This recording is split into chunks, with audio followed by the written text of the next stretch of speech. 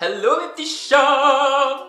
J'espère que vous allez bien et bienvenue sur ma chaîne. Ouais, vous avez vu, je vous la refais, c'est devenu une intro rétro. Aujourd'hui on se retrouve pour ma morning makeup routine. Globalement dit, ma routine du matin lorsque je fais mon teint. Bon, je crois que je le dis hyper fréquemment dans mes vidéos, mais je ne me maquille pas au quotidien. Maintenant, il m'arrive de me réveiller avec une tête de cadavre ambulant ou tout simplement d'avoir un rendez-vous qui est hyper important pour moi.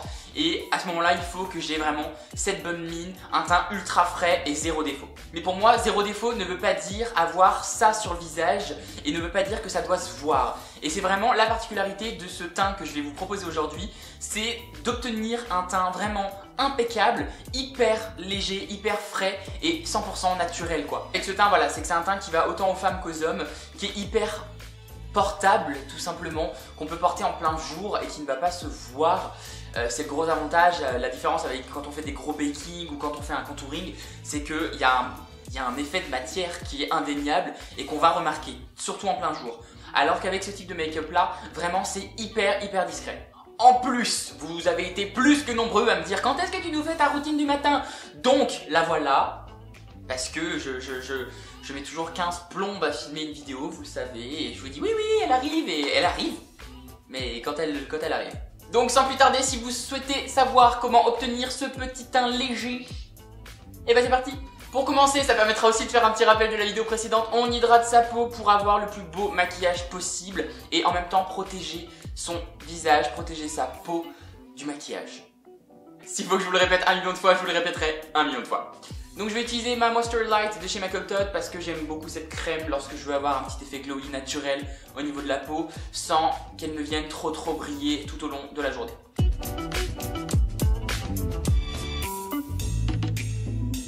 Ok, pour accentuer ce glow naturel qui ne fasse vraiment pas artificiel et qu'on obtienne en fait avec les reflets de la peau, je viens rajouter un tout petit peu de Strobe Cream de chez MAC uniquement sur mes pommettes pour voilà, accentuer encore un petit peu tout ça.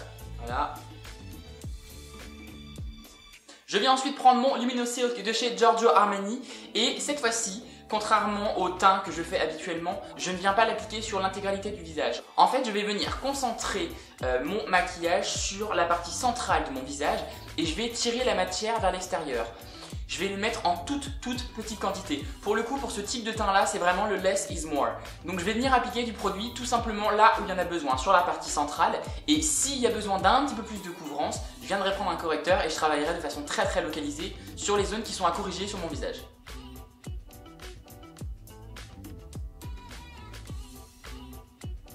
En fait, je prends vraiment très peu de matière. Comme vous le voyez, bon là j'utilise un pinceau plat. Je la tire vraiment vers l'extérieur du visage. Après je sais que voilà, tout ce qui est au niveau du nez, j'ai des rougeurs qui sont un peu plus persistantes. Donc j'ai besoin d'un petit peu plus de couvrance, mais là, de façon générale, je viens reprendre un tout petit peu de matière que je tapote avec mon pinceau. Ensuite, avant de continuer d'appliquer mon anti-cerne, mon correcteur, etc. Ben c'est la même chose, c'est pas grave.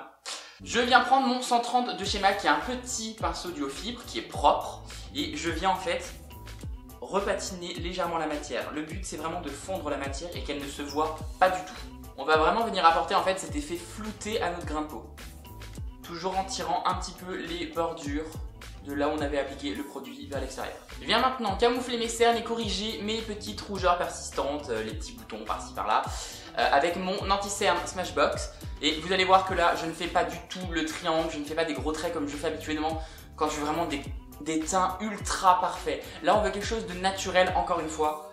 Donc, ce que je fais, c'est que je viens en fait juste appliquer un peu de matière là où il y en a besoin. Globalement, le cerne apparaît sur le coin interne et s'étire un petit peu sur l'extérieur de l'œil. Donc, on vient vraiment appliquer la matière ici parce que c'est ici qu'on aura besoin de travailler. Et là, hop. Et bien évidemment, le dessus de mes yeux, puisque vous le savez, j'ai quand même le contour de l'œil qui est assez brun et c'est pas forcément hyper esthétique. Alors, au niveau du cerne, je prends mon pinceau plat, je tapote. Alors oui, j'utilise un pinceau à fond de teint. Vous avez des pinceaux qui sont faits pour l'anti-cerne. Sur les autres, j'utilise toujours un pinceau j'arrive plus. J'utilise toujours un pinceau qui est adapté à l'anti-cerne puisque il est plus petit et ça fait quand même moins peur à la personne de voir un petit pinceau arriver près de l'œil. Sur moi, je trouve que je vais beaucoup plus vite avec et de toute tout aussi malléable, donc voilà. Je reprends encore une fois mon duo fibre et je refloute derrière. Je viens vraiment en fait effleurer la peau. Il faut pas qu'on vienne retirer de la matière, vous effleurez à peine en fait. Avec des petits mouvements circulaires, vous allez voir ça floute la matière tout seul. Déjà à ce niveau là on voit qu'il n'y a plus toutes les rougeurs, il n'y a plus toutes ces petites imperfections, tout a été camouflé, mais de façon ultra naturelle, ultra simple aussi parce que vous avez vu c'est quelques gestes faciles à réaliser, ça prend pas la tête et ça prend 2 secondes. A partir de là on vient fixer son maquillage, donc je vais me servir de ma petite poudre libre Laura Mercier. Alors ça ne sert absolument à rien de venir poudrer l'ensemble du visage. Globalement la matière on l'a appliquée sur la partie centrale, on va faire de même, on va venir poudrer la partie centrale là où il y a besoin de fixer le maquillage et là où il y a besoin de donner cet effet encore un peu flou. Dans un premier temps, je viens juste tapoter un petit peu pour déposer un peu de poudre. J'ai toujours la main un peu plus lourde en termes de quantité au niveau du dessous, j'arrive plus à parler, 1, 2, 3, 4, de mon dessous de l'œil, puisque c'est la partie où je souhaite vraiment matifier, lisser à mort et surtout fixer le maquillage de façon à ce que l'anti-cerne ne file pas. Sans rajouter matière, je continue avec mon pinceau poudre et je viens, en effleurant encore une fois la peau, faire de petits mouvements circulaires au niveau, moi je le fais au niveau de mes pores en fait, là où en général les pores sont plus visibles.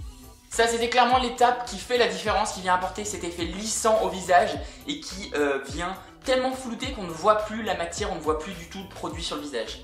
Je garde mon pinceau poudre et je viens prendre ma petite poudre soleil de chez MAC, la Made Bronze, et je viens réchauffer parce que forcément lorsqu'on apporte beaucoup de lumière, d'éclat et qu'en plus on poudre avec une poudre transparente qui éclaircit encore le teint, on vient réchauffer tout ça derrière, sinon ça risque de faire un peu trop blafard, un petit peu trop clair.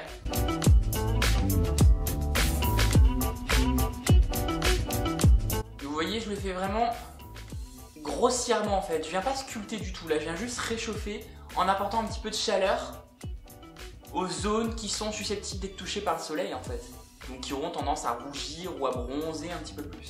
Dernière petite touche qui n'est absolument pas obligatoire mais moi que j'adore, c'est venir apporter un petit peu d'highlight pour rajouter ce glow, ce fini un petit peu lumineux à notre teint, tout simplement. Je viens prendre mon petit glow kit de chez Anastasia Beverly Hills et je vais appliquer la teinte Moonstone qui est un peu plus rosée, donc qui sera un peu plus lumineuse au niveau de ma pommette. Je vais l'appliquer avec un pinceau éventail, je cherche tes mots à Jordan, pour que ce soit un peu plus diffus et que ce soit pas trop net et qu'on n'ait pas cet énorme highlight qui fait BAM sur le visage. Vous voyez, genre, on veut vraiment apporter quelque chose de subtil. En fait, c'est à peine si je vais toucher le visage, quoi. Quand je me maquille et que je fais mon teint, ce qui est déjà relativement rare, j'aime pas trop avoir le sourcil ultra dessiné, ultra arqué, mais en même temps, il paraît un petit peu gris à côté du teint. Donc ce que je fais, c'est que je viens prendre juste un petit crayon, là j'ai pris le Brow Wiz d'Anastasia Beverly Hills, et je viens retravailler un petit peu la base du sourcil et surtout donner un peu de densité en fonçant les zones clairsemées, vous savez, où on n'a pas tout à fait assez de poils, ça fait un petit peu blanc. En fait voilà, je viens juste donner de petits à-coups. C'est ultra naturel, c'est pas du tout chargé. Ça me fait penser qu'il est quand même grand temps que j'aille me faire épiler les sourcils. On estompe. Et je fixe avec mon gel clear de chez MAC. Pour parfaire l'ensemble, histoire d'être bien nickel, on hydrate sa bouche parce que c'est quand même beaucoup plus sympa et c'est quand même beaucoup plus joli d'avoir une bouche hydratée et repulpée que des lèvres toutes gercées. Faut avouer que c'est en plus pas vraiment la chose la plus compliquée à faire dans ce tuto. Pour terminer, on prend tout simplement un petit spray fixant. Moi j'ai pris mon Fix Plus de chez MAC et on vient donner 2-3 petits coups de spray et c'est fini. Moi je dis toujours 2-3 petits coups de spray et c'est 18 coups de spray, mais normalement c'est 2-3. Et on a terminé. Voilà. Donc voilà, en quelques gestes, c'est hyper simple d'avoir ce teint là et c'est vraiment top lorsque vous voulez quelque chose de discret, quand c'est en pleine journée, que vous voulez pas avoir l'air maquillé, mais qu'en même temps vous voulez avoir quand même cette bonne mine et ce teint frais. C'est la technique qu'il vous faut. Voilà.